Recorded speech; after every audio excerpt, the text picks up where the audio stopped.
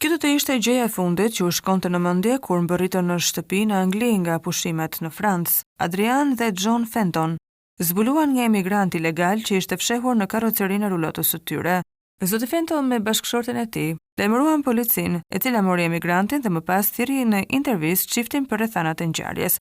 Ata menduan se këtu do të merrte fund gjithçka, por përveç të lashit të emigrantit, autoritetet menduan të shfrytëzojnë rastin për të gjobitur çiftin me motivacionin dështim në kontrollin e mjetit për emigrant ilegal. Zonja Fenton e quante gjobën e fundit të vitit që shkoi shumë të padrejt, duke thënë në një program televiziv: "Jam shumë e zemëruar sepse ne nuk kemi asnjë faj. Në Francë klandestinët janë kudo, nuk mund të kontrollosh të gjitha automjetet sa herë del prej ti." Çifti Fenton tha se nuk e kishin iden se si apo kur emigranti kishte hyrë në mjetin e tyre, i cili nuk ishte zbuluar as nga zyrtarët kufitar francez dhe as nga ata britanik në portin Dover. Zonja Fenton tha se me bashkëshortin po përgatisnin apelin ndaj gjobës së padrejtë. Njerëz të lishëm si unë dhe im shoq që bëjnë gjën e duhur sipas rregullave, gjobiten me logjika absurde që nxisin emigracionin e palishëm. Ku është justifikimi për këtë?